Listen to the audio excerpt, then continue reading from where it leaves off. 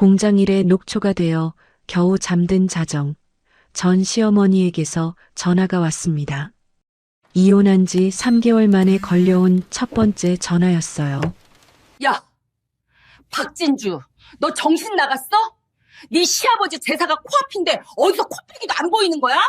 이혼한 전 며느리한테 제사 음식을 차리러 오라는 겁니다.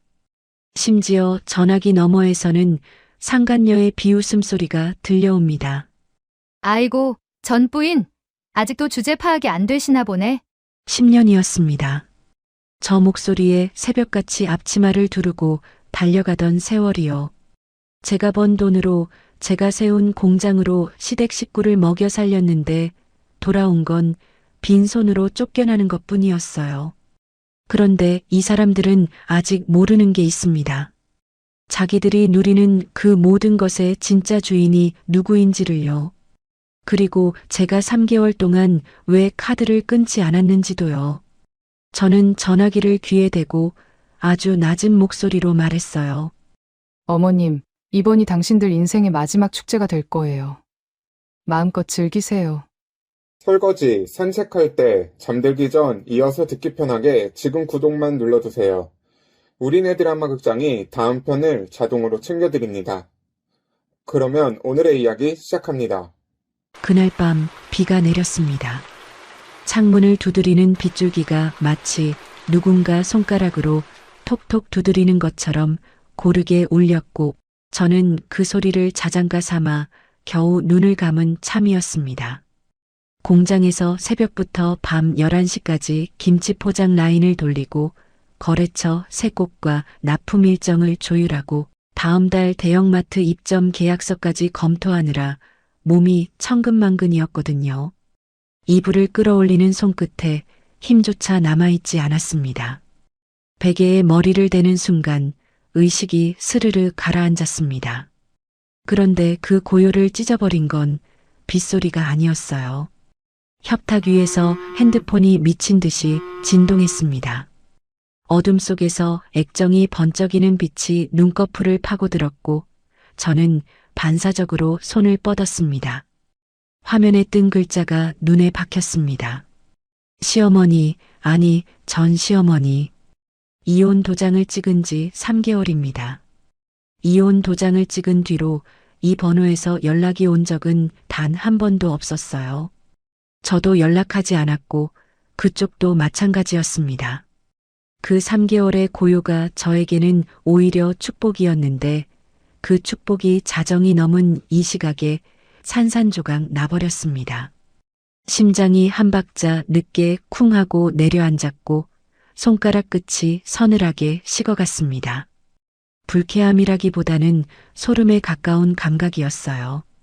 3개월 만에 걸려온 이 전화가 반가울 리 없었지만 예감 같은 것이 머리 한구석을 스쳤습니다.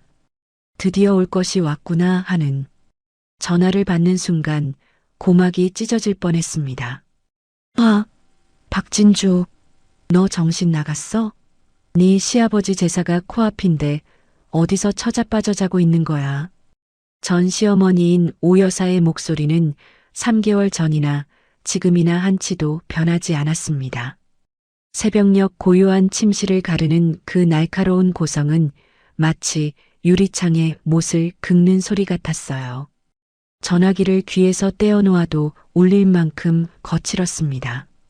저는 천천히 상체를 일으키며 입을 열었습니다. 어머님, 지금 자정이에요. 그리고 저는 이제 그 집 사람이 아닙니다. 건조하게, 단호하게. 한 글자 한 글자에 힘을 실었습니다. 그런데 오 여사는 들은 척도 하지 않았어요. 사람이 아니긴 뭐가 아니야. 이혼했어도 할 일은 해야지. 제삿날에 새벽같이 와서 음식 준비 안 하면 동네방네 소문 낼 거야. 며느리 노릇도 못하고 쫓겨난 것이 체면도 없니? 억지도 이런 억지가 없었습니다.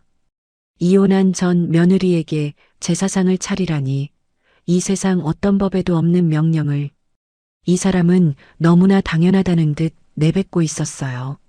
하지만 놀라지 않았습니다. 10년 동안 이보다 더한 말도 수없이 들었으니까요.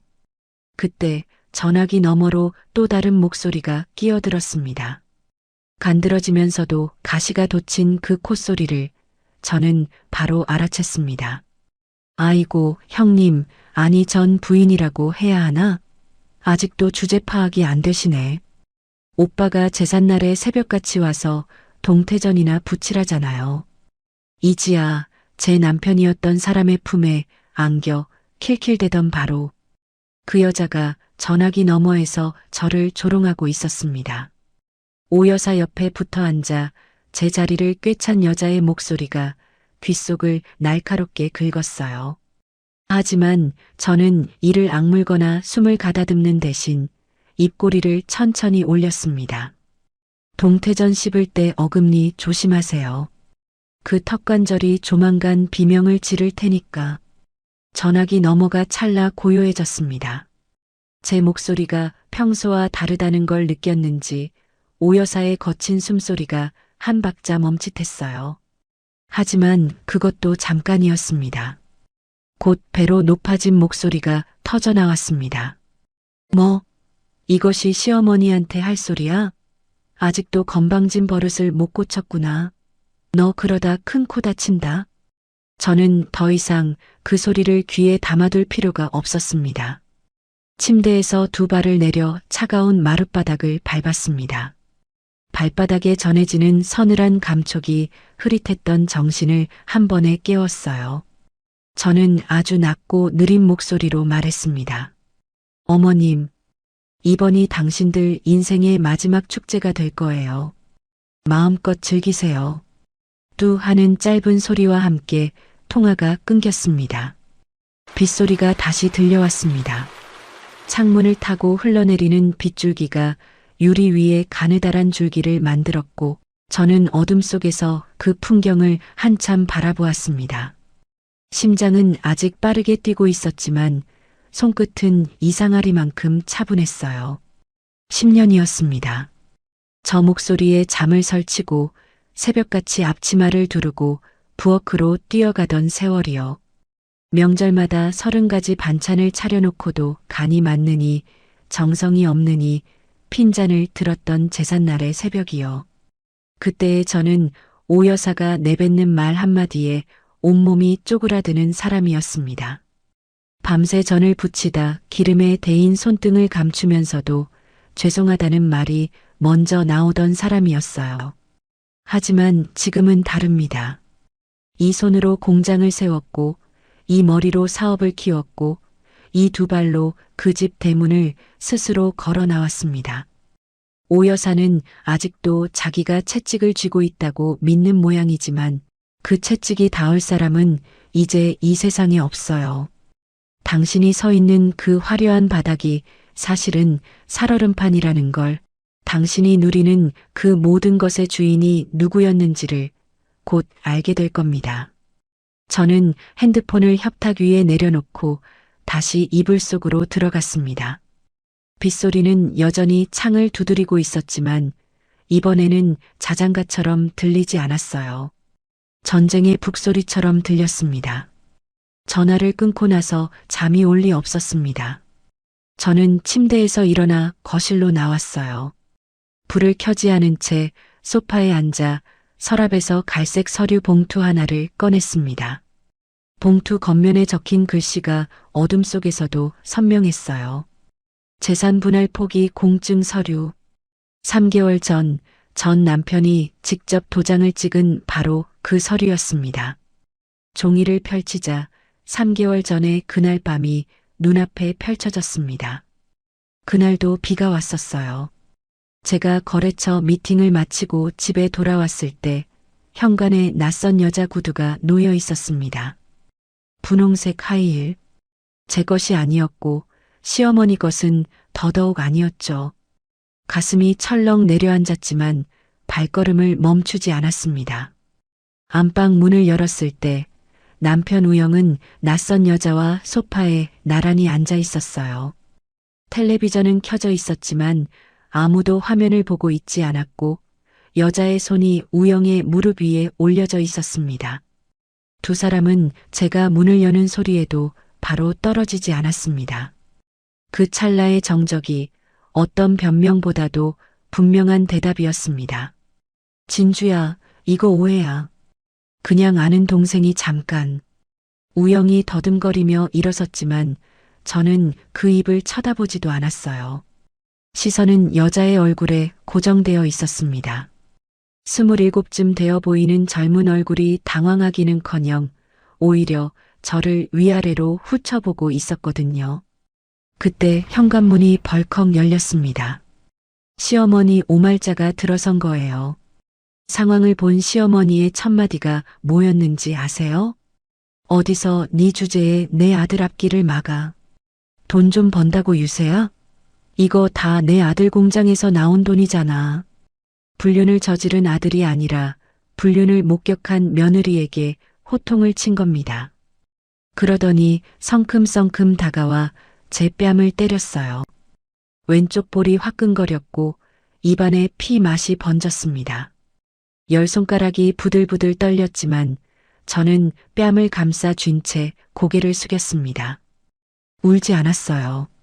이미 그 순간 제 머릿속에서는 전혀 다른 계산이 시작되고 있었으니까요.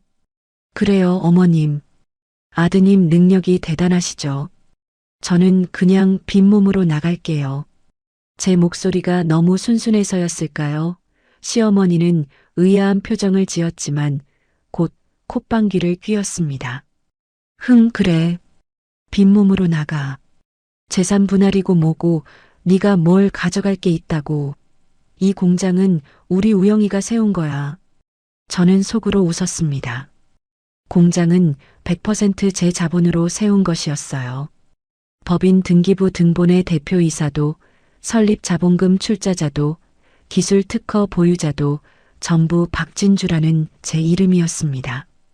하지만 우영이 엄마 앞에서 10년 동안 사장 행세를 해왔기에 시어머니는 이 모든 것이 아들 것이라 굳게 믿고 있었죠. 그 착각이 제가 놓을 덫의 가장 완벽한 미끼였습니다. 3개월만 시간을 주세요, 어머님. 집이랑 카드, 명예 정리할 시간이 필요하니까요. 저는 고개를 숙인 채 조용히 말했고 시어머니는 승리자의 여유로 턱을 치켜들었습니다. 우영은 벽에 기대서서 고개를 돌린 채 제 눈을 피했어요. 진주야, 미안해. 근데 우리 엄마 성격 알잖아. 일단 좀 나가 있어줘. 미안하다는 말 뒤에 숨은 뜻은 간단했습니다. 엄마 눈치가 보이니까 제가 알아서 물러나라는 거예요. 10년을 함께 살면서 단 한 번도 제 편을 들어준 적 없는 사람다운 말이었죠. 그날 밤 저는 짐 가방 하나를 들고 그 집을 나왔습니다. 그리고 다음 날 아침 가장 먼저 한 일은 변호사 사무실을 찾아간 것이었어요. 박 대표님, 3개월만 카드를 유지하세요. 변호사님은 안경 너머로 저를 바라보며 서류를 펼쳐 보였습니다. 상대방이 이혼 후에도 카드를 사용한 내역이 쌓이면 부당이득 반환 청구로 원금에 이자까지 전부 회수할 수 있습니다. 게다가 재산 분할 포기각서는 작성 후 3개월 이내에 철회가 가능한데 그 기간만 넘기면 각서의 효력이 확정됩니다. 시어머니 분이 직접 재산 분할 필요 없다고 공증까지 서셨으니 3개월만 참으시면 법적으로 한 푼도 넘겨줄 필요가 없어요. 사람들은 제가 바보라고 했습니다. 이혼하고도 왜 시댁 카드값을 대주냐고 미련이 남은 거냐고요. 하지만 사냥감에게는 가장 맛있는 고기를 던져줘야 의심 없이 덫으로 걸어 들어오는 법입니다. 재산 분할이라는 그 아까운 돈을 단 한 푼이라도 저 사람들에게 줄 수는 없었어요. 시어머니가 스스로 재산 분할 필요 없다며 공증까지 서게 만든 이 3개월은 제 인생에서 가장 값진 투자였습니다. 서류 위에 찍힌 빨간 도장을 손끝으로 천천히 훑었습니다. 인주의 냄새가 희미하게 올라왔어요. 시어머니의 도장, 우영의 도장, 그리고 제 도장. 3개의 붉은 원이 나란히 찍혀 있었습니다. 이제 그 투자의 결실을 거둘 시간이 코앞이었습니다. 저는 서류를 봉투에 다시 넣고 거실 창밖을 바라보았어요.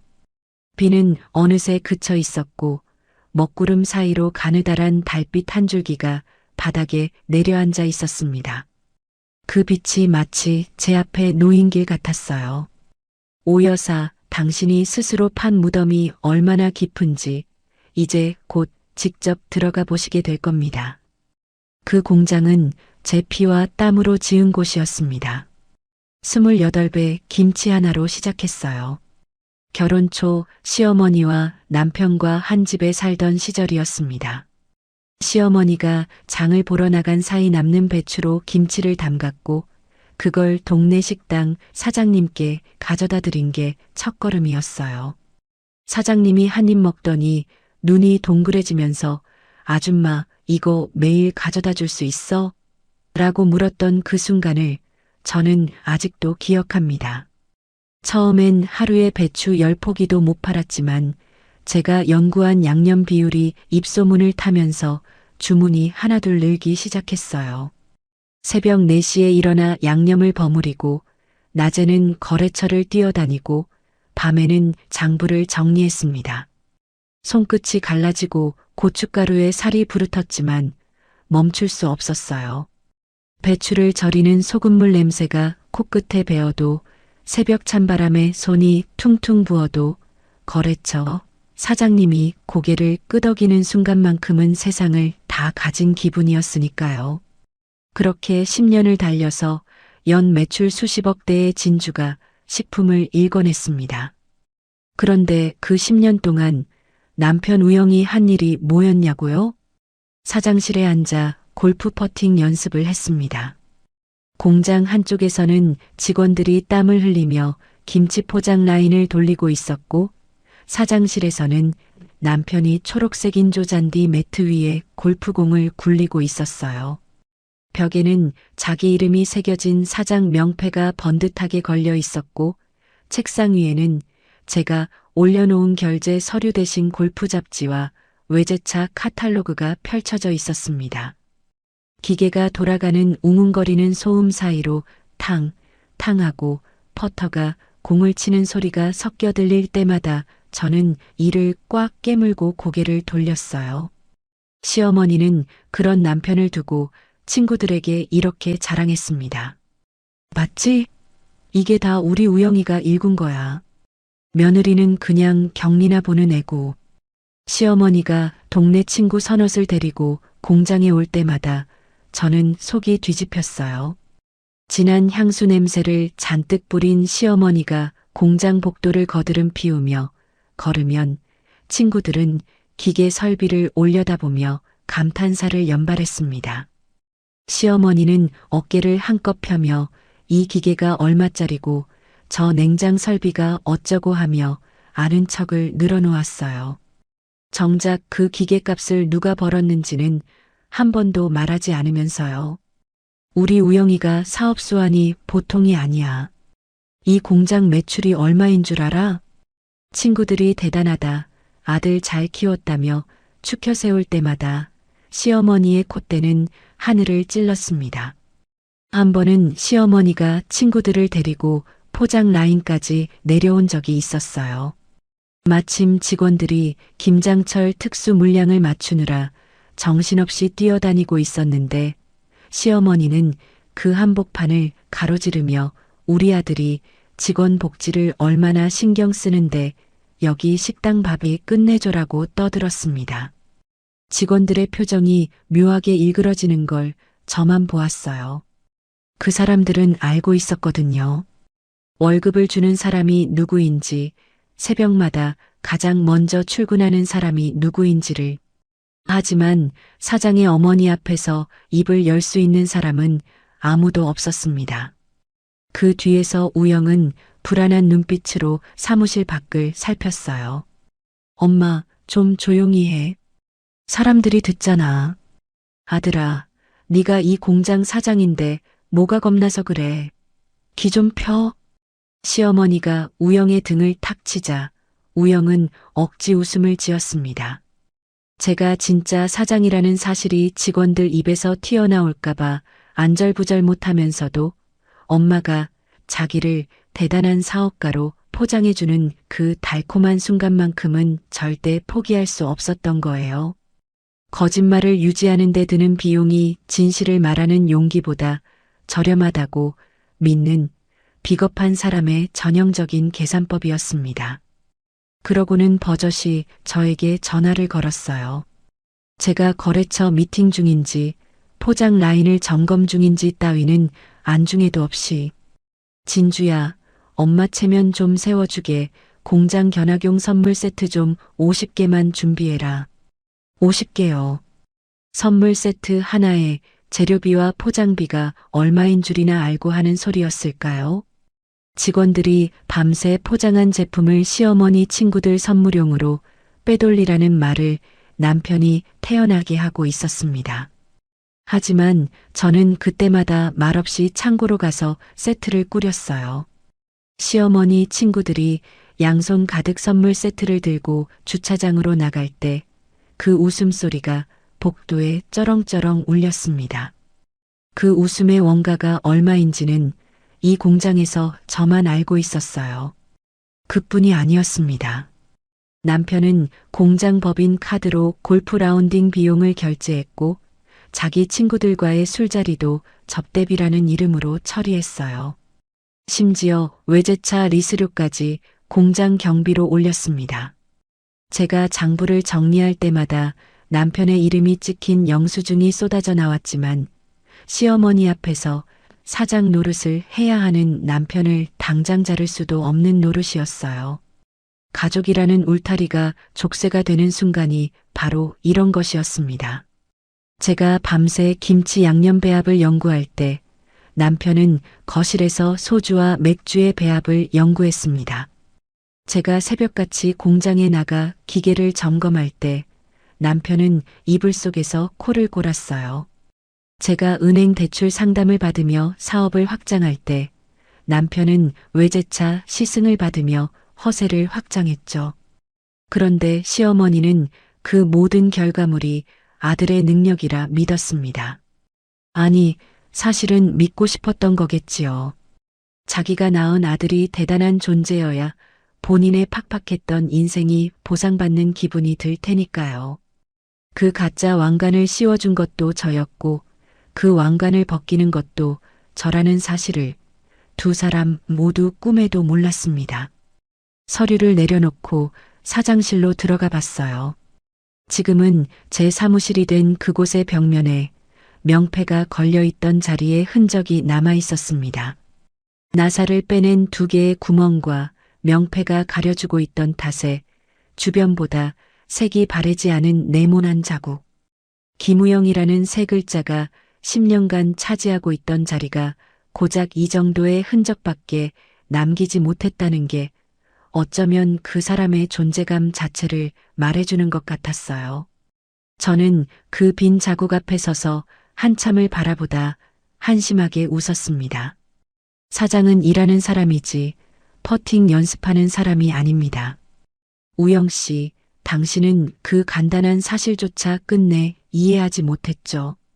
하지만 괜찮아요. 이제 곧 이해하게 될 테니까. 그 일은 이혼 후 한 달쯤 지났을 때 벌어졌습니다. 오후 2시쯤이었어요.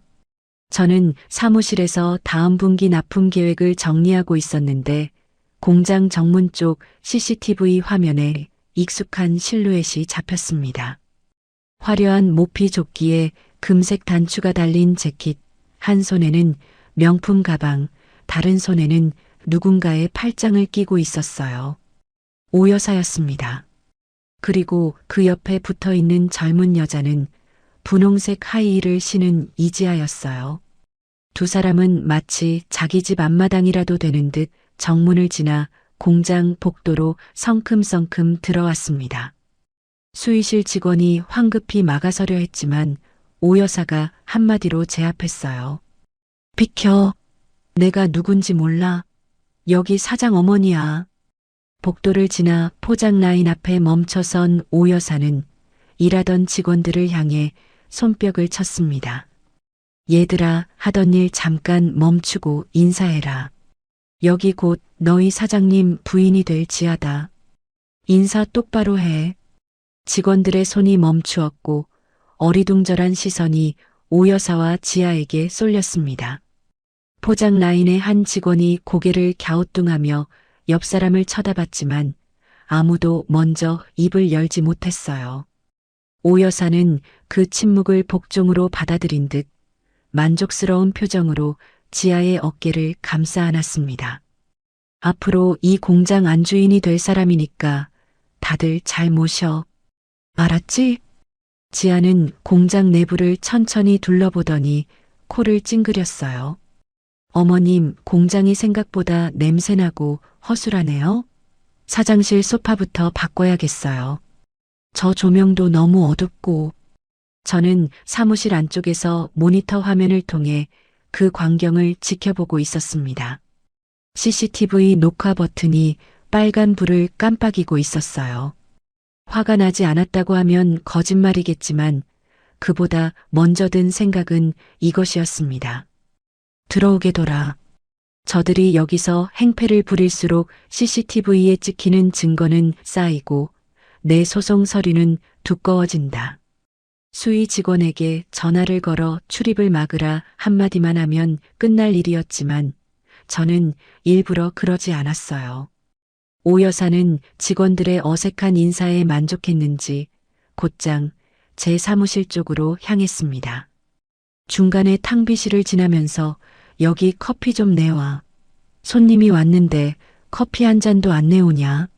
라고 소리치는 것도 잊지 않았어요. 탕비실에 있던 직원이 당황해서 종이컵을 잡았다 놓았다 하는 모습이 CCTV에 고스란히 찍혔습니다. 오 여사는 사무실 문을 벌컥 열더니 제 책상에 떡하니 앉아 의자를 빙글 돌렸어요. 이제 이 자리 주인이 바뀔 거니까 짐이나 싸둬. 알았지? 지아도 뒤따라 들어와 책상 위의 서류와 액자를 손가락으로 톡톡 건드렸습니다. 마치 중고 매물을 점검하듯 사무실 구석구석을 훑는 그 눈빛이 가관이었어요. 오빠가 여기서 일했다고? 좀 답답한데 창문이라도 넓혀야겠다. 저는 사무실 안쪽 회의 공간에서 천천히 걸어 나왔습니다. 제 모습을 본 오 여사의 눈이 치켜 올라갔어요. 박진주, 너 아직도 여기 얼쩡거려? 위자료 못 준다니까 공장에 말뚝이라도 박으려고? 어머님, 여기가 제 사무실인데 제가 어딜 가요? 제 목소리는 최대한 평온하게 마치 날씨 이야기를 하듯 차분했습니다. 그 톤이 오히려 오 여사의 신경을 건드린 모양이었어요. 얼굴이 순식간에 붉어지더니 목소리가 한 옥타브 올라갔습니다. 아직도 지가 사장인 줄 아나 봐. 우영아, 얘 좀 당장 내보내. 오 여사가 복도를 향해 소리쳤지만 우영은 그 자리에 없었습니다.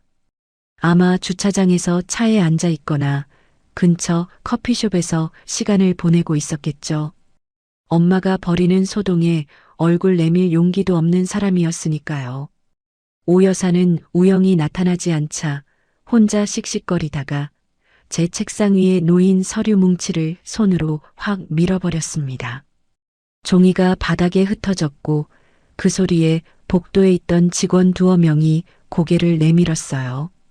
지아는 사무실 한쪽 소파에 앉아 다리를 꼬고 핸드폰을 만지작거리며 자기와는 상관없다는 듯 무심한 표정이었습니다. 저는 바닥에 흩어진 서류를 묵묵히 주워 담았습니다. 허리를 숙이면서도 손끝 하나 떨리지 않았어요. 그 종이들 사이에는 부당이득 반환 청구 관련 자료도 있었지만 오 여사가 그 서류의 의미를 알아볼 리 없었습니다. 글씨를 읽는 것과 의미를 이해하는 것은 전혀 다른 차원의 능력이니까요. 오 여사는 한참을 떠들다 지쳤는지 지아의 팔을 잡고 사무실을 나갔습니다. 복도에서 멀어져가는 구두 소리와 함께 다음에 오면 저 사람 자리 치워놔, 알았지? 라는 오 여사의 목소리가 울렸어요. 정문 쪽 CCTV에는 두 사람이 주차장으로 향하는 뒷모습이 찍혀 있었고 녹화 시간은 37분을 넘기고 있었습니다. 저는 모니터 앞에 앉아 녹화 파일을 확인하며 혼자 중얼거렸어요. 저 무모함이 때로는 부럽기까지 합니다. 세상이 어떻게 돌아가는지, 법이 얼마나 무서운지도 모르고 날뛰는 저 패기라니. 지아라는 저 여자는 우영 씨가 빈털털이라는 걸 알면 어떤 표정을 지을까요? 소파를 바꾸겠다던 그 당찬 포부가 한순간에 사라지겠죠. 오 여사는 자기가 앉았던 저 책상이 얼마나 뜨거운 가시방석으로 바뀔지 상상이나 할까요? 조금만 더 즐기세요. 그 무지가 주는 행복도 이제 얼마 남지 않았으니까. 3개월이라는 시간 동안 결제 알림은 쉬지 않고 울렸습니다. 이혼 후에도 제 명의로 된 가족 카드를 끊지 않은 이유는 변호사 조언 때문입니다. 변호사님의 조언에 따라 저쪽에서 카드를 쓸수록 부당이득 반환 청구의 증거가 쌓이는 구조였으니까요. 저는 카드를 끊지 않았을 뿐 쓰라고 권한 적은 단 한 번도 없었습니다. 하지만 오 여사에게는 그런 구분이 필요 없었어요. 카드가 살아있다는 사실 자체가 면허증이었으니까요. 어차피 걔가 카드 안 끊는 건 우리한테 미안해서 그런 거야. 이혼 위자료 대신 쓰는 거지 뭐. 오 여사는 스스로 그렇게 합리화했습니다. 지아에게도 당당하게 말했어요. 우영이 전 마누라가 미안한 게 있으니까 카드를 못 끊는 거야. 안 그러면 벌써 끊었겠지. 걱정 말고 필요한 거 사. 그 말을 들은 지아는 눈을 반짝이며 고개를 끄덕였겠지요. 두 사람에게 그 카드는 합법적인 전리품이나 다름없었을 겁니다. 이 이야기는 나중에 백화점 직원의 입을 통해 들은 내용입니다. 이혼 후 2달째 되던 어느 날 오 여사와 지아는 백화점 명품관에 나타났습니다. 오 여사는 익숙한 듯 매장 직원에게 손을 흔들며 들어갔고 지아는 진열된 가방들을 하나하나 손으로 짚어가며 훑었어요. 직원이 어떤 스타일 찾으세요? 라고 다가가자 오 여사가 먼저 대답했습니다. 제일 비싼 거 우리 며느리 될 사람한테 예물로 줄 거야. 며느리 될 사람이라는 말에 직원의 눈빛이 달라졌겠죠. 곧 가장 좋은 자리로 안내받았을 거예요. 지아는 800만 원짜리 가죽 가방 앞에서 멈춰 섰습니다. 어머님, 이거 800만 원인데 괜찮을까요? 오빠가 화내면 어떡해요?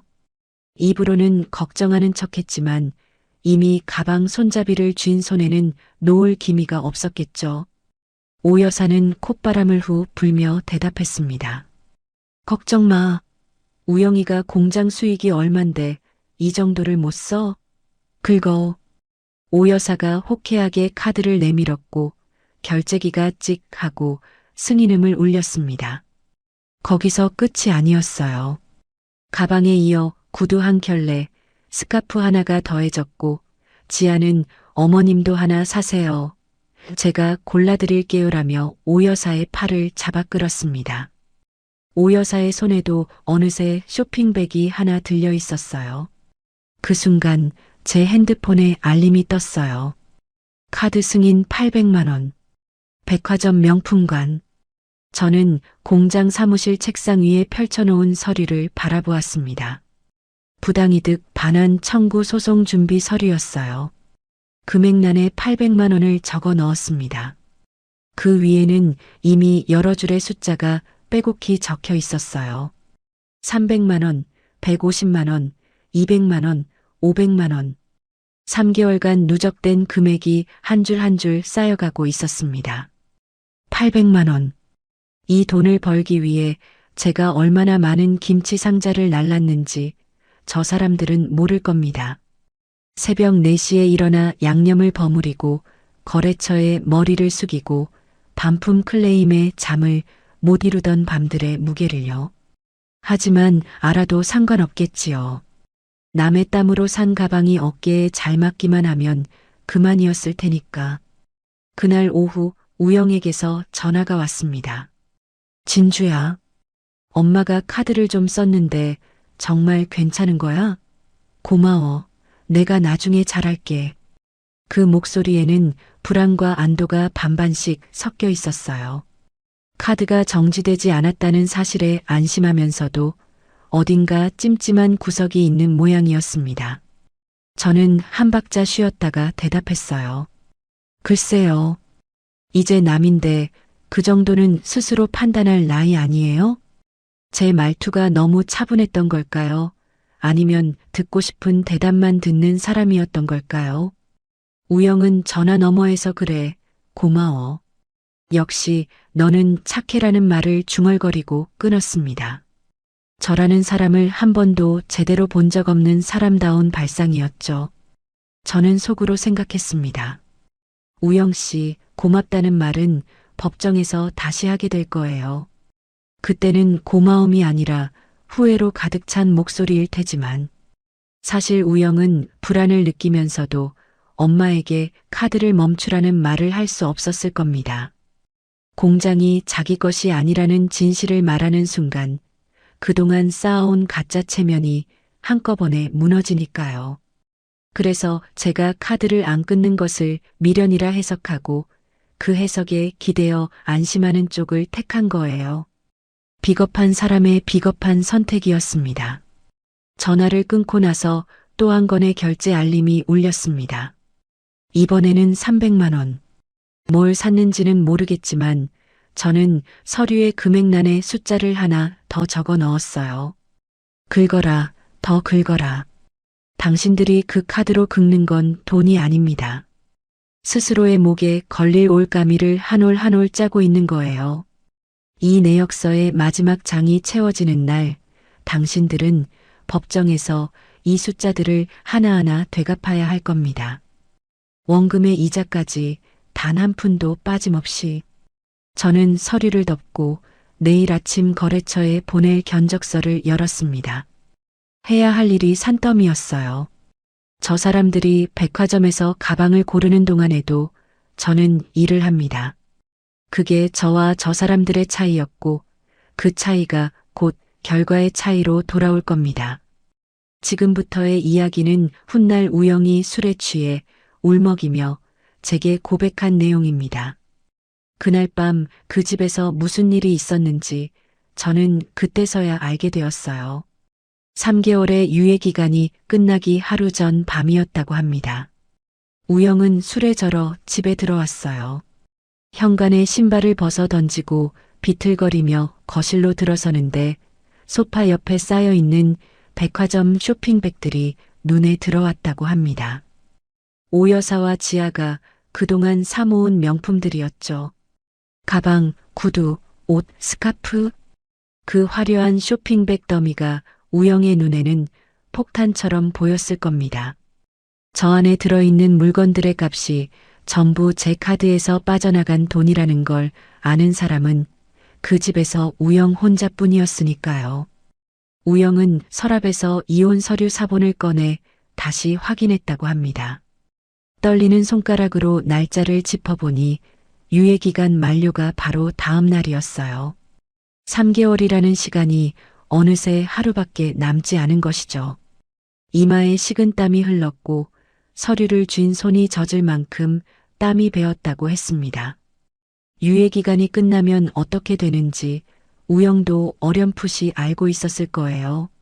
재산 분할 포기 각서가 확정되고 카드가 끊기고 공장에서 자기 자리가 사라진다는 것을요.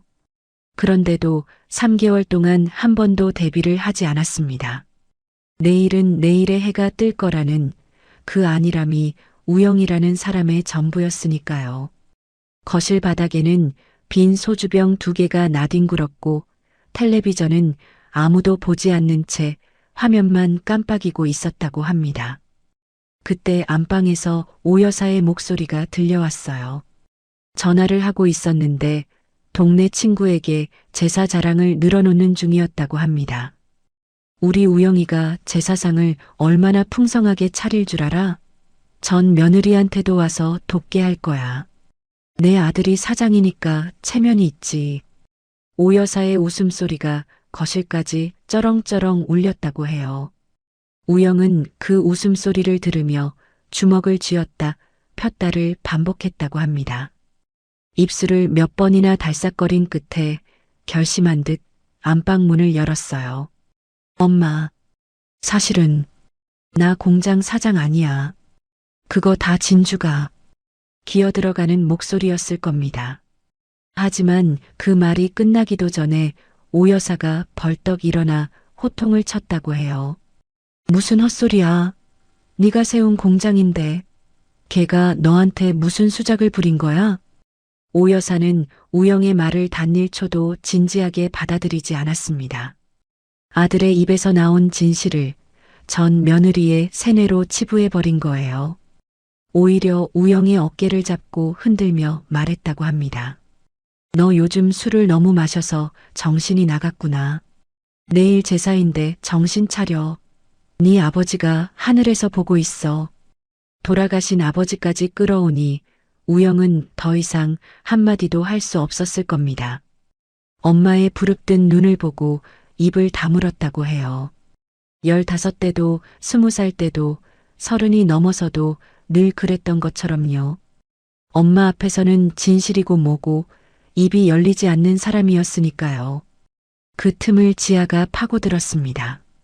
지아가 안방에서 나와 우영의 팔짱을 끼며 말했어요. 오빠 제사 끝나면 우리 결혼 날짜 잡자. 어머님도 빨리 잡으라고 하셨잖아. 우영은 지아의 얼굴을 멍하니 바라보았다고 합니다. 결혼이라니. 지금 빈털터리가 되기 직전인 남자에게 결혼 날짜를 잡자고 하는 이 여자는 자기가 얼마나 깊은 수렁 위에 서 있는지 전혀 모르고 있었어요. 아니, 지아야. 너는 모르는 게 있어. 우린 지금. 우영은 말을 잇지 못했다고 합니다. 지아에게 진실을 말하면 지아가 떠날 테고 엄마에게 말하면 엄마에게 그동안의 모든 거짓말이 들통날 테고 어느 쪽이든 자기가 쌓아 올린 허세의 탑이 무너지는 건 마찬가지였으니까요. 우영은 그 자리에서 웃지도 울지도 못한 채 소파에 주저앉았어요. 오 여사는 그런 아들을 보면서도 술 먹고 이상한 소리 하지 말라며 대수롭지 않게 넘겼고 지아는 핸드폰을 꺼내 웨딩홀 사진을 검색하기 시작했다고 합니다. 벽에 걸린 시계가 째깍째깍 소리를 냈어요.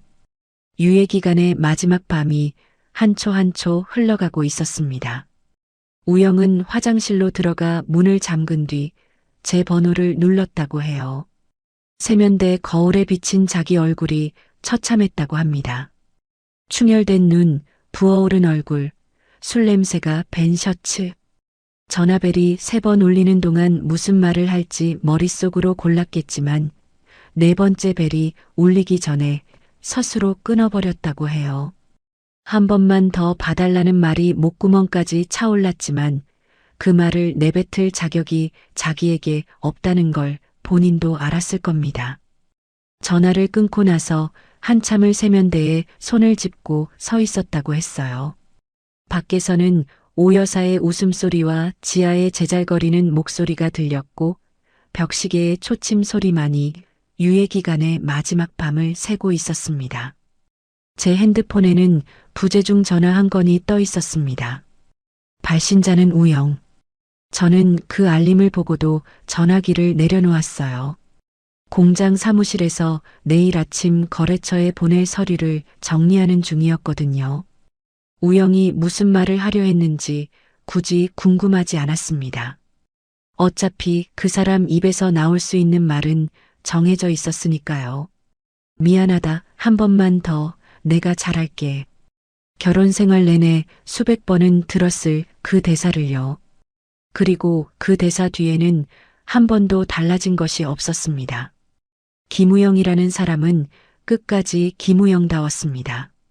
진실을 말하면 엄마에게 뒤집어질 것 같고 가만히 있자니 제 쪽에서 벼락이 떨어질 것 같고 10년 전에도 그랬어요. 제가 오 여사에게 모욕을 당할 때마다 그 사람은 화장실로 숨거나 잠든 척을 했습니다. 자기 비겁함의 대가를 항상 제가 치르게 만들었던 거예요. 하지만 이번에는 다릅니다. 이번에 그 대가를 치를 사람은 저가 아니라 바로 그 자신과 그의 어머니입니다. 진실을 말할 수 있는 시간은 이미 지났어요. 우영 씨. 저는 서류를 정리하고 공장 불을 껐습니다. 내일은 바쁜 하루가 될 테니까요. 제사 당일 아침이 밝았습니다. 저는 새벽 5시에 눈을 떴어요. 평소보다 1시간 일찍이었지만 잠이 더 올 리 없었습니다. 옷장에서 남색 정장을 꺼내 걸어두고 셔츠 단추를 하나하나 채우면서 거울을 바라보았어요. 거울 속에 제 얼굴은 고요했습니다. 떨림도 망설임도 없었어요. 3개월을 기다린 아침이었으니까요. 공장에 도착한 건 7시였습니다. 직원들이 하나둘 출근하기 시작했고 포장 라인이 가동되면서 익숙한 기계 소음이 공장을 채웠어요. 오늘은 거래처 납품 일정까지 겹쳐 있어서 공장 안이 평소보다 분주했습니다. 최 공장장이 현장을 점검하며 돌아다니고 있었고 조리실에서는 식당 조리사분들이 직원 점심 준비를 시작하고 계셨어요. 9시 반쯤이었을 겁니다. 정문 쪽에서 소란이 들렸어요. 오 여사였습니다. 밍크 코트를 걸치고 한 손에는 명품 가방을 들고 다른 손으로 지아의 팔을 끌며 공장 안으로 들어오고 있었어요. 수위 직원이 막아서자 비켜. 오늘 제사라 바쁘단 말이야. 라며 밀치고 들어왔습니다. 오 여사는 곧장 공장 조리실로 향했습니다. 복도를 지나면서 포장 라인 직원 한 명을 불러 세웠어요. 너 식자재 창고 어디야? 밀가루, 달걀, 기름 빼놔. 오늘 우리 집 제사야. 직원이 당황해서 대답을 못하자 오 여사는 혀를 차며 조리실 문을 벌컥 열었습니다. 점심 준비를 하던 조리사분들이 고개를 돌렸어요. 여기 있는 사람들 하던 거 멈춰. 오늘 우리 집 제사라고. 창고에서 밀가루, 달걀, 부침 기름 넉넉히 꺼내고 고기도 한 덩이 빼놔. 전이랑 산적은 여기서 준비하면 되지. 당연하다는 듯 지시를 내리는 오 여사 뒤에서 지아가 조리실을 둘러보며 여기가 식당이에요? 생각보다 넓네라며 한가하게 말했습니다. 조리사분들이 어안이 벙벙한 표정으로 서로를 쳐다보았습니다. 공장 식자재는 직원 식사와 제품 생산용인데 그걸 개인 제사에 쓰겠다니요. 한 분이 조심스럽게 입을 열었어요. 사모님, 이건 공장 물자라서 저희 마음대로 빼드리기가 어렵습니다. 뭐, 사장 어머니가 시키는데 어렵다고? 내 아들이 사장인데 내가 이것도 못해? 오 여사의 목소리가 조리실 전체에 울려 퍼졌습니다. 이 소리를 듣고 최 공장장이 달려왔어요. 땀이 밴 작업복 차림의 공장장이 조리실 앞에서 정중하게 말했습니다. 사모님, 지금 납품 물량 때문에 공장이 매우 바쁜 시간입니다. 식자재를 빼면 오늘 점심 운영에도 차질이 생기고요. 죄송하지만 다른 방법을. 말이 채 끝나기도 전이었습니다. 찰싹 오 여사의 손바닥이 공장장의 왼쪽 뺨을 때렸어요. 조리실 안팎에 있던 사람들이 일제히 숨을 멈추었습니다. 공장장은 뺨을 맞은 채 고개가 옆으로 돌아갔고 붉어진 볼 위로 5손가락 자국이 선명하게 올라왔어요. 50이 넘은 사람이, 이 공장에서 10년 넘게 현장을 지켜온 사람이 한 대도 아니고 80이 다 된 노인에게 맞은 겁니다. 공장장의 주먹이 꽉 쥐어졌다가 풀렸어요. 사장 어머니라는 직함이 그 주먹을 묶고 있었습니다. 감히 누가 나한테 죄송하다는 소리를 해. 너 이 공장에서 잘리고 싶어? 오 여사가 손가락질을 하며 소리쳤습니다. 지아는 뒤에서 팔짱을 낀 채 코웃음을 치고 있었어요. 소란을 들은 포장 라인 직원들까지 하나둘 모여들었습니다. 조리실 앞 복도가 사람들로 가득 찼고 거래처에서 납품 확인차 방문한 담당자 두 분도 멀찍이 서서 상황을 지켜보고 있었어요. 공장 전체가 이 소동 하나에 멈춰버린 것 같았습니다. 그 순간 조리실 뒤쪽에서 구두 소리가 울렸습니다. 또각, 또각, 또각, 남색 정장에 단정하게 머리를 묶은 제가 서류 봉투를 한 손에 들고 천천히 걸어 나왔습니다. 조리실 앞에 모여든 직원들이 양옆으로 갈라졌어요. 저는 공장장 앞에 멈춰서서 먼저 공장장의 상태를 확인했습니다. 뺨이 벌겋게 부어올라 있었어요. 공장장님, 괜찮으세요? 공장장이 고개를 끄덕이자 저는 고개를 돌려 오 여사를 똑바로 바라보았습니다. 당신이 뭔데 우리 공장장님께 손을 대는 겁니까? 제 목소리는 낮았지만 조리실 전체가 쥐 죽은 듯 조용해진 터라 모든 사람의 귀에 또렷하게 닿았을 겁니다. 오 여사는 저를 보자 눈이 뒤집혔어요. 박진주, 네가 감히 여기서 나한테 대들어? 내 아들 공장에서 내가 뭘 하든 무슨 상관이야. 이 경리가 감히. 경리요? 저는 한 발 다가서며 서류 봉투에서 종이 한 장을 꺼냈습니다. 법인 등기부 등본이었어요. 종이를 펼치는 사각거리는 소리가 조리실에 울렸고 공장 사람들의 시선이 제 손에 쏠렸습니다. 어머님, 착각도 정도껏 하세요. 이 공장의 설립 자본금, 기술 특허, 법인 명예, 전부 다 제 겁니다. 김우영 씨는 그저 제 남편이라는 이유로 자리 하나 얻어 앉아 월급을 받아갔을 뿐이고요. 제 말 한마디 한마디가 떨어질 때마다 조리실의 공기가 바뀌는 게 느껴졌어요. 직원들의 표정이 놀람에서 이해로, 이해에서 수긍으로 변해갔습니다. 누가 이 공장을 진짜로 돌려왔는지, 새벽마다 가장 먼저 출근한 사람이 누구인지, 이 자리에 있는 사람들은 이미 알고 있었으니까요. 오 여사의 얼굴이 하얗게 질려갔습니다.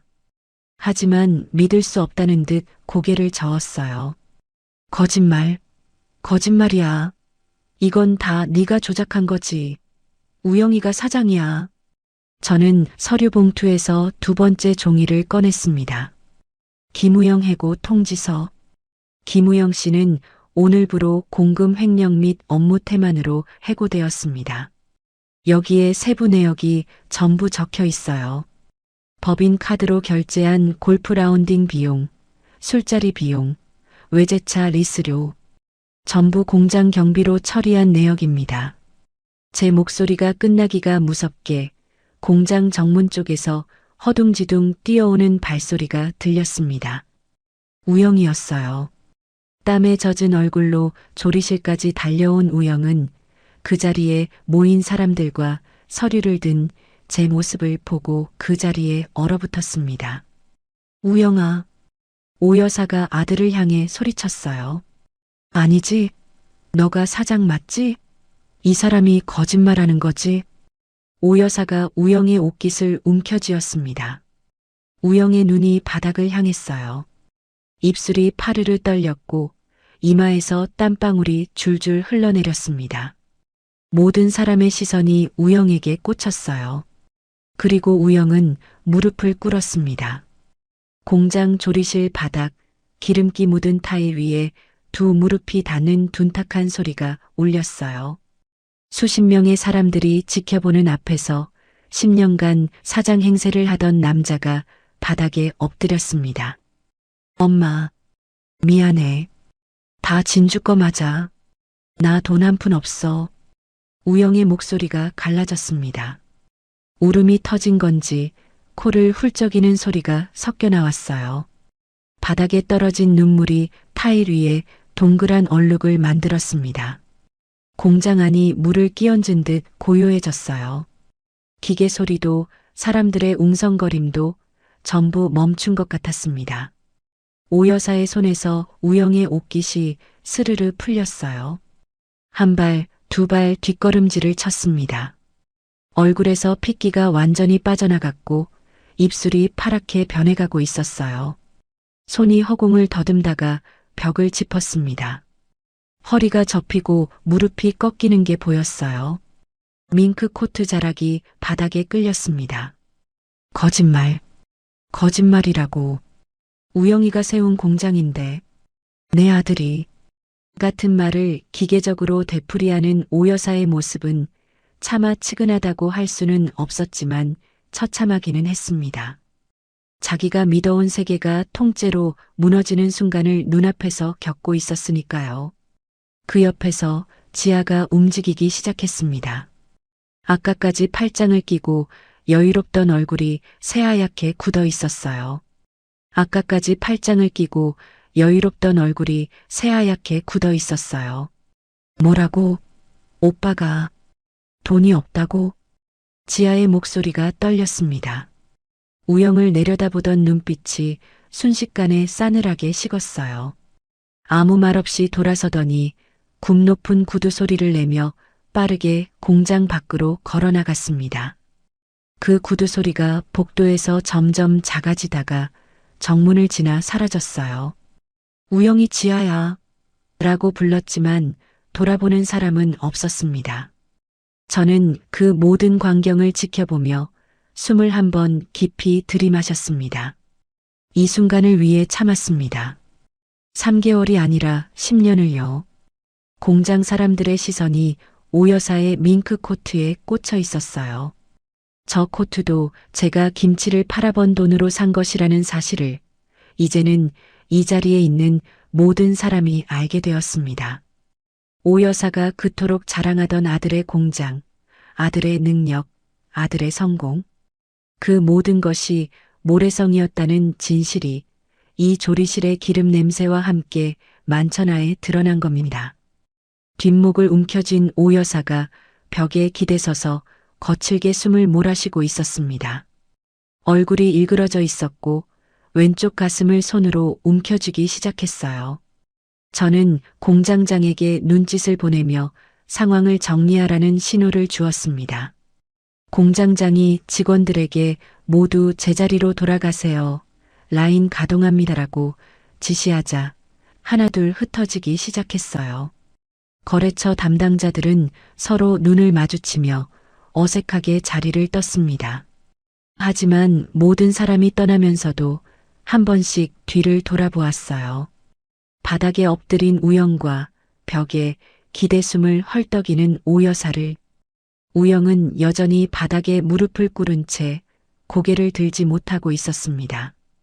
그 옆에서 오 여사의 숨소리가 점점 거칠어지고 있었어요. 왼쪽 가슴을 움켜쥔 손이 파르르 떨리고 있었지만 저는 뒤돌아보지 않았습니다. 사무실로 향하는 복도를 걸으며 제 구두 소리만이 텅 빈 복도에 울렸어요. 이 순간을 위해 참았습니다. 3개월이 아니라 10년을요.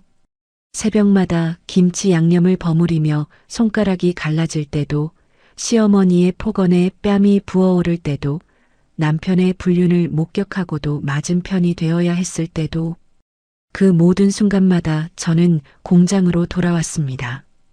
기계를 돌리고 거래처를 뛰어다녔어요. 그게 제가 아는 유일한 복수의 방법이었으니까요. 오 여사가 그토록 자랑하던 아들의 공장, 아들의 능력, 아들의 성공, 그 모든 것이 모래로 쌓은 성이었다는 진실이 오늘 이 공장의 기름 냄새와 함께 만천하에 드러났습니다. 당신이 내 뺨을 때리고 제가 번 돈으로 호의호식하고 저를 맨몸으로 내쫓은 대가가 바로 이것입니다. 사무실 문을 열고 들어가 의자에 앉았어요. 책상 위에는 오늘 처리해야 할 납품 서류가 가지런히 놓여 있었습니다. 저는 서류를 집어들었어요. 아직 해야 할 일이 남아 있었으니까요. 사무실에 돌아와 의자에 앉은 지 30분도 되지 않았을 때였습니다. 복도에서 다급한 발소리가 들려왔어요. 공장장이 사무실 문을 두드리며 숨가쁜 목소리로 말했습니다. 대표님, 큰일 났습니다. 아까 그 사모님이 조리실에서 쓰러지셨어요. 가슴을 움켜쥐고 의식이 없습니다. 저는 자리에서 벌떡 일어났습니다. 조리실로 달려가니 오 여사가 바닥에 쓰러져 있었어요. 밍크 코트가 기름기 묻은 타일 위에 펼쳐져 있었고 얼굴은 종이장처럼 하얗게 질려 있었습니다. 왼쪽 가슴을 움켜쥔 손가락이 파랗게 변해 있었고 입술 사이로 가느다란 신음이 새어나왔어요. 이마에는 식은땀이 줄줄 흘러 머리카락이 이마에 달라붙어 있었습니다. 우영이 옆에 무릎을 꿇고 엄마, 눈 떠, 라고 소리치며 어깨를 흔들고 있었지만 오 여사의 눈꺼풀은 미동도 하지 않았어요. 주변에 서 있던 직원 한 명이 쓰러진 오 여사의 머리 밑에 접은 수건을 받쳐주고 있었습니다. 저는 한 발 뒤로 물러섰어요. 가슴 어딘가가 묘하게 뒤틀렸습니다. 분명 원했던 장면이었는데 막상 사람이 저렇게 쓰러져 있는 모습을 보니 복잡한 감정이 밀려왔어요. 하지만 그 감정을 붙잡고 있을 시간은 없었습니다. 구급차 사이렌 소리가 점점 가까워졌고 구급대원 2명이 들것을 가져와 오 여사를 조심스럽게 실었습니다. 산소 마스크가 얼굴에 씌워졌어요. 구급대원이 보호자분 누구세요? 라고 물었을 때 우영이 허둥지둥 손을 들었습니다. 구급차에 올라타는 우영의 뒷모습은 아까까지 공장 바닥에 무릎 꿇고 울던 모습 그대로였어요. 셔츠에는 기름때가 묻어 있었고 구겨진 바지의 무릎 부분이 검게 젖어 있었습니다. 저는 공장 정문에 서서 구급차가 멀어지는 것을 지켜보았어요. 빨간 경광등이 점점 작아지더니 모퉁이를 돌아 사라졌습니다. 사이렌 소리도 함께 멀어졌어요. 정문 앞이 갑자기 조용해졌습니다. 바람이 한 줄기 불어와 제 머리카락을 흐트렸어요. 사무실로 돌아와 의자에 앉았습니다. 잠시 고요가 흘렀어요. 공장장이 밖에서 직원들을 다시 라인으로 돌려보내는 목소리가 멀리서 들렸고 기계가 다시 돌아가는 소리가 공장을 채웠습니다. 저는 책상 위에 펼쳐놓은 부당이득 반환 청구 서류를 멍하니 내려다보았어요. 오늘 아침까지만 해도 이 서류가 제 무기의 전부라고 생각했는데 하루 만에 상황이 이렇게까지 흘러갈 줄은 몰랐습니다. 그로부터 1시간쯤 지났을까요? 핸드폰이 울렸습니다. 우영이었어요. 전화를 받자마자 흐느끼는 숨소리가 먼저 들려왔습니다. 말이 제대로 나오지 않는 모양이었어요. 한참을 더듬거리다 겨우 입을 열었습니다. 진주야, 엄마가 심근경색이래. 당장 수술 안 하면 위험하대. 목소리가 갈라지고 코를 훌쩍이는 소리가 섞여 나왔어요. 근데 수술비가 나한테 돈이 없어. 카드 긁었는데 첫 번째도 잔액 부족, 두 번째도 사용 정지, 세 번째도 한도 초과. 지갑에 있는 거 다 긁었는데 하나도 안 돼. 우영의 말이 빨라졌어요. 마치 시간이 없다는 걸 온몸으로 느끼고 있는 것처럼요. 지아한테 전화했는데 번호가 차단됐어. 3번이나 걸었는데 사용할 수 없는 번호래. 아까 공장에서 나간 뒤로 연락이 안 돼. 친구들한테도 돌렸는데 받는 사람도 없고 그나마 받은 한 명은 요즘 사정이 안 좋다면서 끊었어. 삼촌도 이모도 다 안 된대. 공장에서 벌어진 일이 벌써 퍼진 거였습니다. 사장이라 떵떵거리던 사람이 사실은 빈털털이었다는 소문이 전화 한 통보다 빠르게 돌고 있었어요. 돈이 있을 때는 형님 동생 하던 사람들이 돈이 없다는 걸 알자마자 전화를 안 받는 겁니다. 세상이 원래 그런 거지만 당하는 입장에서는 참혹하겠지요. 우영의 목소리가 점점 높아지더니 결국 울음이 터졌습니다. 진주야, 제발, 난 어떻게 해도 좋으니까 우리 엄마만 살려줘. 응? 엄마가 죽어가고 있다고. 제발. 전화기를 쥔 손에 힘이 빠지는 것 같았어요. 우영의 울음소리 사이로 병원 안내 방송이 희미하게 들렸습니다. 간호사가 옆에서 보호자분, 서두르셔야 합니다라고 재촉하는 목소리도 섞여 나왔어요. 우영은 그 소리에 더 다급해졌는지 말이 뒤죽박죽이 되었습니다. 의사 선생님이 분 단위로 나빠지고 있대. 지금 당장 수술 안 하면 정말 위험하대. 진주야, 제발. 너밖에 없어. 나한테 진짜 아무것도 없어. 저는 아무 말 없이 듣고 있었어요. 수화기 너머에서 우영의 울음소리가 계속 흘러나왔습니다. 병원 복도의 소음이 배경처럼 섞여 들렸어요. 어디선가 안내방송이 울리는 소리, 구급차 사이렌이 멀리서 울리는 소리. 그 한복판에서 38살 남자가 바닥에 주저앉아 울고 있었겠지요. 저는 눈을 감았습니다. 어둠 속에서 여러 장면이 겹쳐 떠올랐어요. 결혼 초 제가 처음으로 김치를 담갔을 때 시어머니가 한 입 먹어보고 이건 누구한테 배웠냐? 맛이 괜찮은데라며 고개를 끄덕이던 얼굴이 먼저 보였습니다. 10년의 세월 중에 딱 한 번 저를 인정해 주었던 그 찰나의 표정이 이상하게도 이 순간에 떠올랐어요. 물론 그 뒤로 돌아온 건 구박과 모욕뿐이었지만요. 그 뒤를 이어 다른 장면들이 밀려왔습니다. 어디서 이 주제에 내 아들 앞길을 막아. 뺨을 때리던 오 여사의 손바닥 감촉이 3개월이 지난 지금까지도 왼쪽 볼에 남아있는 것 같았습니다. 내 아들 공장에서 내가 뭘 하든 무슨 상관이야. 오늘 아침 조리실에서 공장장의 뺨을 때리던 그 모습이 겹쳐졌어요. 진주야, 미안해. 근데 우리 엄마 성격 알잖아. 일단 좀 나가 있어줘.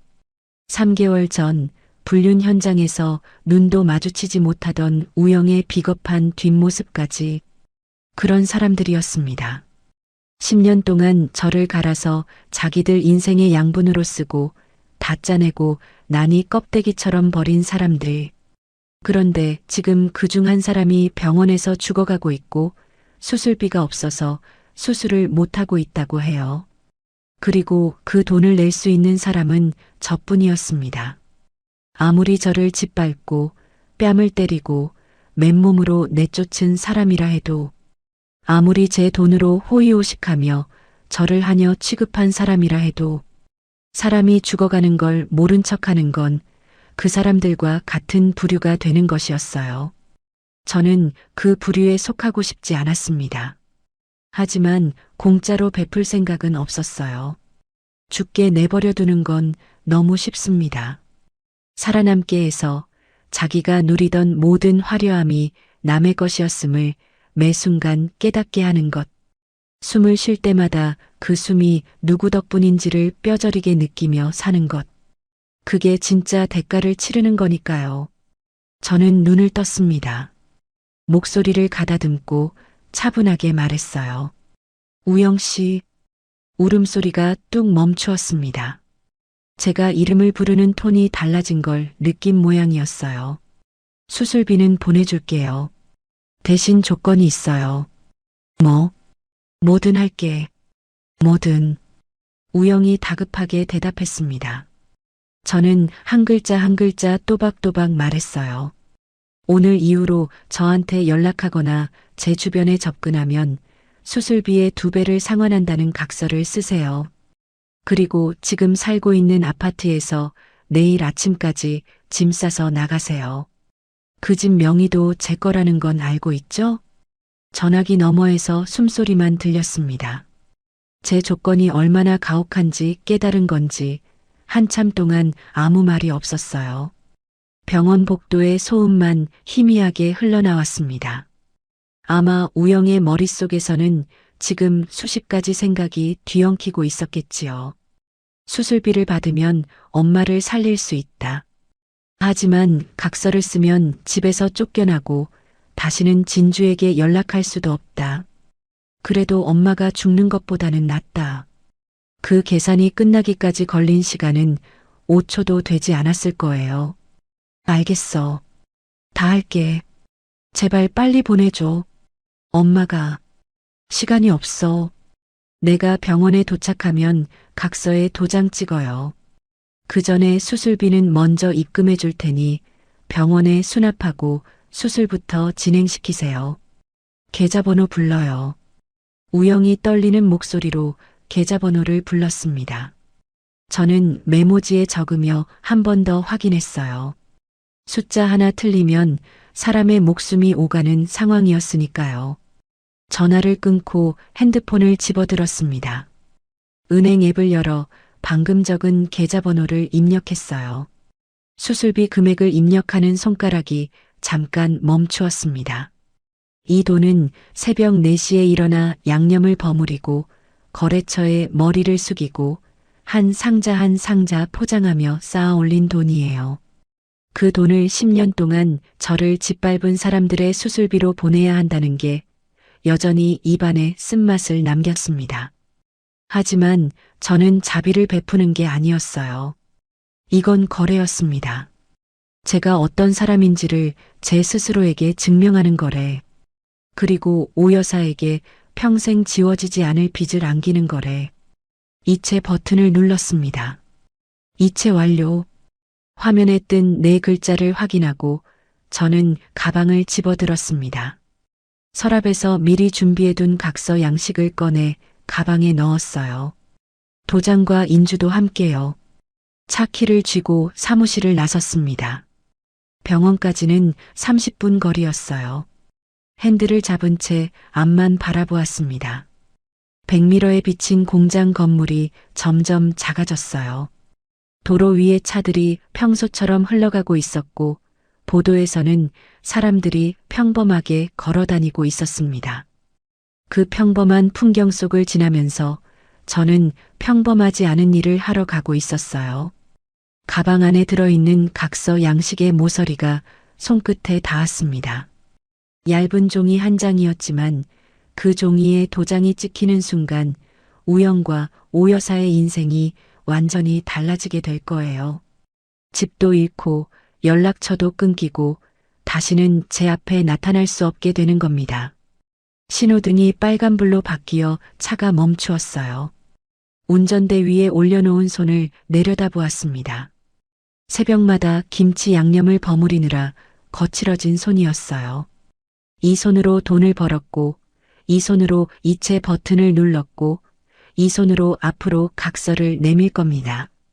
오 여사, 당신의 심장은 이제 제 돈으로 뜁니다. 숨을 쉴 때마다 그 사실을 기억하세요.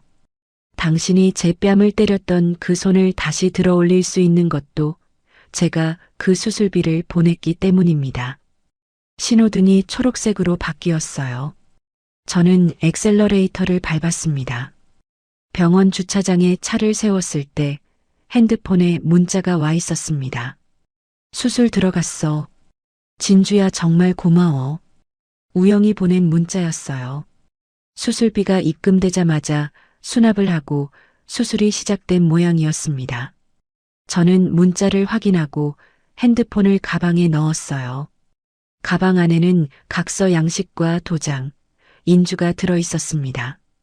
병원 로비를 지나 수술 대기실로 향했습니다. 소독약 냄새가 코를 찔렀어요. 형광등 불빛이 유난히 하얗게 느껴졌습니다. 복도를 걷는 제 구두 소리가 병원의 고요 속에서 또렷하게 울렸어요. 수술 대기실 앞에 우영이 있었습니다. 플라스틱 의자에 구부정하게 앉아 있었는데 제 발소리를 듣고 고개를 들었어요. 눈이 퉁퉁 부어 있었고 코끝이 빨갛게 달아올라 있었습니다. 셔츠에는 아침에 공장 바닥에 무릎 꿇었을 때 묻은 기름때가 그대로 남아 있었어요. 저를 본 순간 우영은 의자에서 일어나 제 앞에 섰습니다. 그리고 허리를 깊이 숙였어요. 진주야, 고마워. 정말 고마워. 너 아니었으면 엄마가... 목소리가 떨렸습니다. 더 말하려다 울음이 올라온 건지 입을 꾹 다물었어요. 저는 한 발 거리를 두고 서서 우영의 인사가 끝나기를 기다렸습니다. 동정을 주고 싶지도 받고 싶지도 않았어요. 다만 사람이 수술실 앞에서 엄마 걱정에 울고 있는데 그 앞에서 차갑게 굴 필요까지는 없었습니다. 수술은 잘 진행되고 있는 거예요? 응. 의사 선생님이 2~3시간 정도 걸린다고 했어. 지금 1시간 지났어. 저는 고개를 끄덕이고 대기실 맞은편 빈 의자에 앉았습니다. 우영도 천천히 자리에 앉았어요. 잠시 침묵이 흘렀습니다.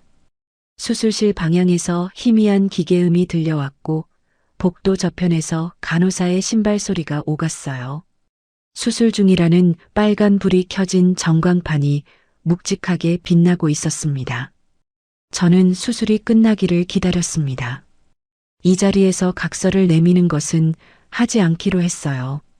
엄마의 생사를 모르는 채 떨고 있는 사람 앞에서 서류를 들이미는 건 아무리 그동안 당한 것이 있다 해도 제가 할 일은 아니었습니다.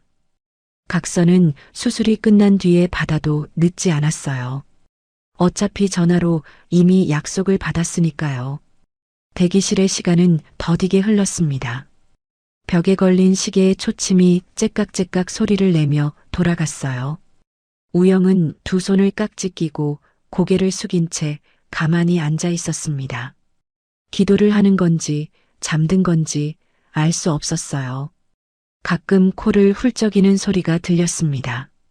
저도 의자에 등을 기대고 천장을 올려다보았어요. 형광등이 고르게 빛나고 있었습니다. 이 병원의 이 대기실에서 전 남편 옆에 앉아 전 시어머니의 수술을 기다리고 있다는 상황이 비현실적으로 느껴졌어요. 오늘 아침만 해도 저는 공장 사무실에서 납품 서류를 정리하고 있었는데 하루 만에 여기까지 왔습니다. 문득 생각했어요. 제가 이 자리에 앉아 있는 이유가 뭘까? 각서를 받기 위해서? 물론 그것도 있었습니다. 하지만 그것만은 아니었어요. 10년이라는 시간은 미움만으로 채울 수 없는 무게가 있었습니다. 같은 지붕 아래서 밥을 짓고 명절에 전을 부치고 시아버지 기일에 절을 올렸던 세월이요. 그 시간들이 전부 무의미했다고는 차마 말하지 못하겠어요. 무의미하지 않았기에 더 아팠고 더 아팠기에 이렇게까지 온 것이니까요. 저 또한 마지막 마음의 정리를 하는 시간이었습니다. 2시간이 더 지났습니다. 수술실 문이 열리고 수술복을 입은 의사가 나왔어요. 우영이 벌떡 일어났습니다. 보호자분이시죠? 수술은 성공적으로 끝났습니다. 막힌 관상동맥에 스텐트를 삽입했고 혈류가 정상적으로 회복되었습니다.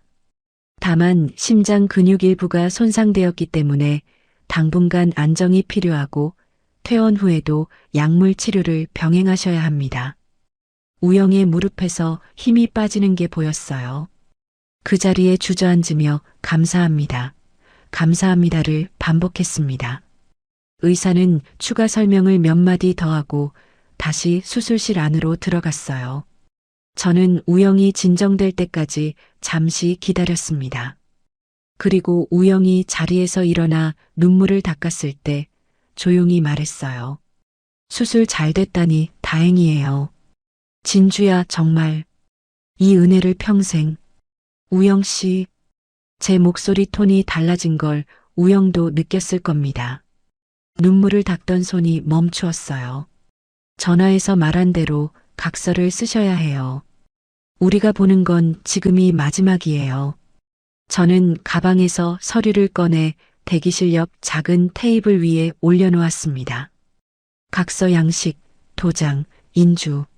서류에는 전화에서 말한 조건이 그대로 적혀 있었어요. 접근 금지, 연락 금지, 위반 시 수술비의 2배 상환. 그리고 아파트 퇴거. 우영은 서류를 내려다보았습니다. 글씨를 읽는 눈동자가 천천히 움직였어요. 한 줄 한 줄 읽어 내려갈 때마다 얼굴에서 남아있던 안도감이 조금씩 지워져 갔습니다. 접근 금지, 연락 금지, 위반 시 수술비의 2배 상환, 아파트 퇴거. 4가지 조건이 간결한 문장으로 적혀 있었어요. 짧은 문장들이었지만 그 안에 담긴 무게는 결코 가볍지 않았습니다. 내일 아침까지 아파트에서 나가라는 거야? 그 집 명의가 제 거라는 건 알고 있죠? 전화에서도 말씀드렸고요. 우영의 입술이 파르르 떨렸어요. 진주야, 엄마가 퇴원하면 갈 데가 없어. 엄마는 아직 거동도 힘들 텐데. 저는 잠시 입을 다물었습니다. 그 말이 사실이라는 걸 알았어요. 수술이 끝났다 해도 오 여사는 당분간 거동이 어려울 것이고 갈 곳이 마땅치 않을 거예요. 우영의 눈이 저를 바라보고 있었습니다. 어딘가에 한 줌의 희망을 걸고 있는 눈빛이었어요. 혹시 진주가 마음을 바꾸지 않을까, 혹시 기한을 늘려주지 않을까 하는. 하지만 저는 이 사람들에게 더 이상 지붕을 제공할 의무가 없었습니다. 10년간 지붕을 제공한 것도 저였고 그 지붕 아래에서 모욕당한 것도 저였으니까요. 한 발 더 물러서면 이 사람들은 또 제 선의를 당연한 것으로 받아들일 거예요. 3개월 동안 카드를 유지해 준 것도 수술비를 보내준 것도 전부 제가 미안해서 그런 거라고 합리화하겠지요. 그래서 선을 긋는 거였습니다. 분명하고 확실하게. 퇴원까지는 병원에 계실 거잖아요. 그 사이에 방을 구하세요. 그건 우영 씨가 해결할 일이에요. 제 말이 잔인하게 들렸을 수도 있습니다. 하지만 저는 더 이상 이 사람들의 문제를 떠안아 줄 수 없었어요. 10년 동안 그래왔고 그 결과가 뭐였습니까? 뺨을 맞고 돈을 빼앗기고 맨몸으로 쫓겨난 것이 전부였어요. 이번에 제가 하는 일은 잔인한 게 아니라 선을 긋는 것이었습니다. 더 이상 당신들의 삶에 제 인생이 소비되지 않도록 분명하고 확실하게 끊어내는 것. 은혜라고 했죠? 착각하지 마세요. 이건 은혜가 아니라 거래예요. 제 돈으로 사람 목숨을 살렸으니 그에 맞는 대가를 받는 것뿐이에요. 우영은 한참 동안 서류를 내려다보았습니다. 수술실 방향에서 오 여사가 회복실로 옮겨지는 소리가 들렸어요. 침대 바퀴가 복도 바닥을 구르는 소리, 간호사가 환자분 의식이 돌아오고 있습니다라고 말하는 소리. 우영이 도장을 집어들었습니다. 인주에 도장을 묻히는 손이 떨렸어요. 서류 위에 도장을 찍기 직전 수술실 쪽을 한번 돌아보았습니다. 방금 엄마의 목숨을 살려준 돈의 대가로 집을 잃고 영원히 진주와의 인연을 끊는다는 서류에 도장을 찍으려는 거였어요. 그 찰나에 우영의 눈가에 눈물이 한 줄기 흘러내렸습니다. 꾹 도장이 종이에 찍혔어요. 빨간 인주가 번지며 동그란 자국을 남겼습니다. 저는 서류를 확인하고 가방에 넣었습니다. 자리에서 일어나며 말했어요. 어머님 회복 빠르시길 바랍니다. 그 말은 진심이었습니다. 아무리 저를 괴롭힌 사람이라 해도 수술대 위에 누워있는 사람에게 아기를 품고 싶지는 않았어요. 다만 그 사람의 인생에 더 이상 제 자리는 없을 뿐이었습니다. 우영이 뒤에서 말했어요. 진주야, 우리는 어디로 가면 되는 거야? 저는 걸음을 멈추지 않았습니다. 뒤를 돌아보지도 않았어요. 다만 걸으면서 한마디만 남겼습니다. 그건 이제 우영 씨가 직접 찾아야 할 길이에요. 병원 복도를 지나 로비를 걸었습니다. 자동문이 열리며 바깥 공기가 밀려 들어왔어요. 병원 안의 소독약 냄새와는 전혀 다른 싱그러운 바람이었습니다. 주차장으로 걸어가면서 가슴 한구석이 묘하게 가벼워지는 걸 느꼈어요. 3개월 동안 짊어지고 다녔던 무게가 아까 각서에 찍힌 도장 한 방에 내려놓아진 것 같았습니다. 슬프지도 통쾌하지도 않았어요. 그냥 끝났다는 감각이었습니다. 차 문을 열고 운전석에 앉았어요. 백미러에 병원 건물이 비쳤습니다. 저 안 어딘가에서 곧 오 여사가 눈을 뜰 겁니다. 마취에서 깨어나 흐릿한 시야로 천장을 올려다보고 옆에 앉은 우영의 얼굴을 알아보겠지요. 그리고 우영이 입을 열 거예요. 엄마, 우리 집에서 나가야 해. 돈도 없어. 진주랑은 완전히 끝났어. 오 여사가 그 말을 듣고 어떤 표정을 지을지, 방금 수술을 받은 심장이 그 충격을 견딜 수 있을지, 저는 그것까지 걱정해줄 위치에 있지 않았습니다. 10년 동안 제 심장을 짓밟으면서 제가 견딜 수 있는지 한 번이라도 걱정한 적이 있었나요? 없었습니다. 단 한 번도요. 하지만 저는 오 여사와 다른 사람이에요. 그래서 수술비를 보냈고 수술이 끝나기를 기다렸다가 각서를 받았고 마지막으로 회복을 빈다는 말까지 남겼습니다. 그것이 제가 할 수 있는 전부였어요. 그 이상은 제 몫이 아닙니다. 엔진을 걸었습니다. 오 여사, 당신의 심장은 이제 제 돈으로 뜁니다. 그 사실을 기억하든 잊든 당신의 자유예요. 하지만 저는 이제 당신들의 삶을 더 이상 책임지지 않겠습니다. 10년이면 충분했어요. 아니, 충분하고도 남았습니다.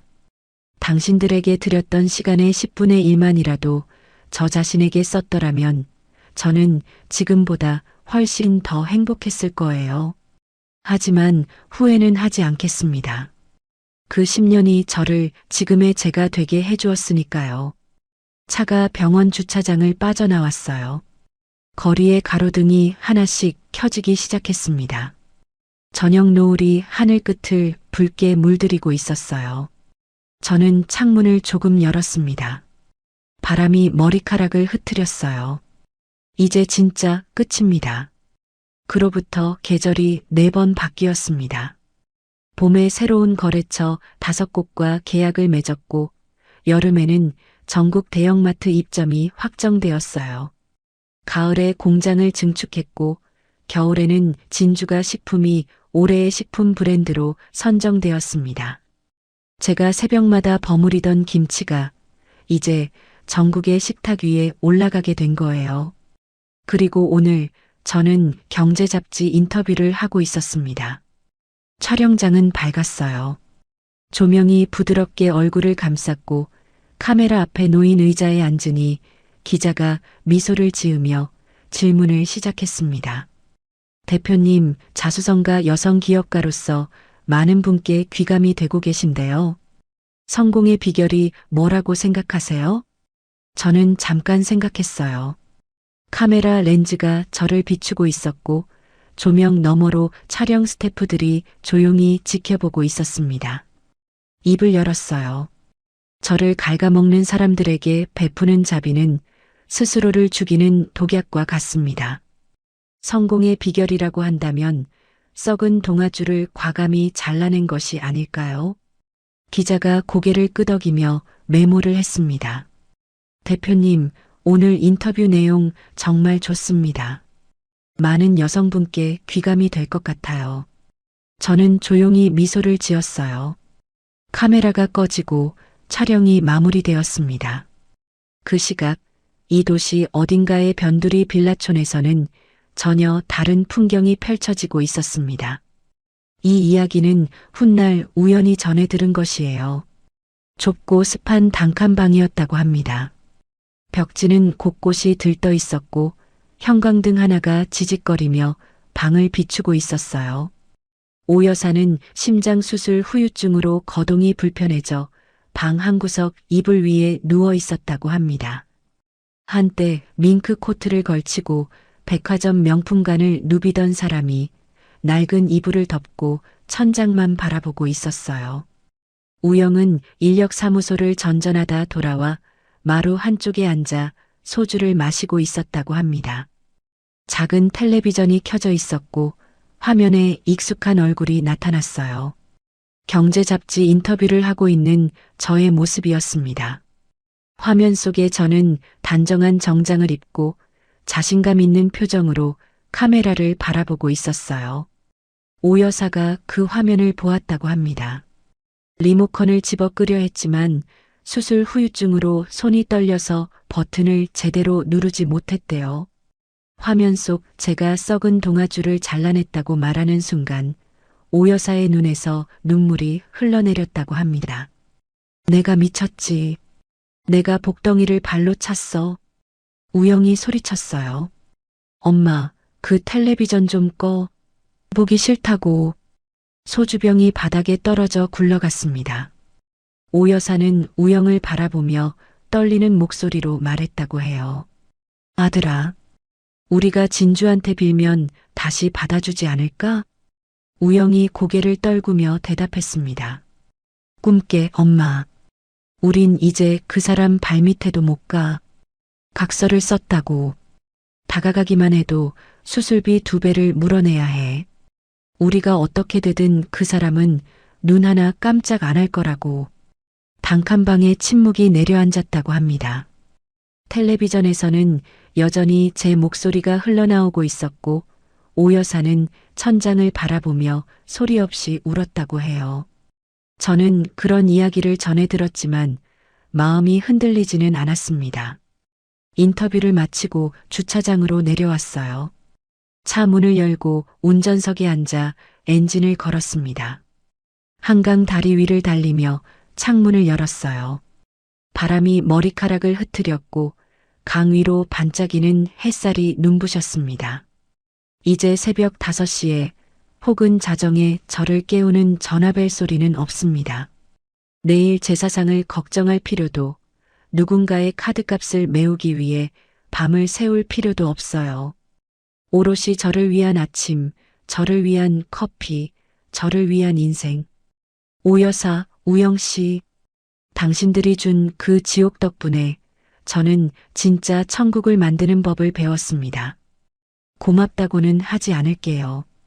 그저 평생 그 밑바닥에서 제가 빛나는 걸 지켜보며 사세요. 바람이 시원했습니다. 저는 핸들을 잡고 앞만 바라보며 달렸어요. 여러분, 이번 이야기는 여기까지입니다. 이번 이야기는 어떠셨나요?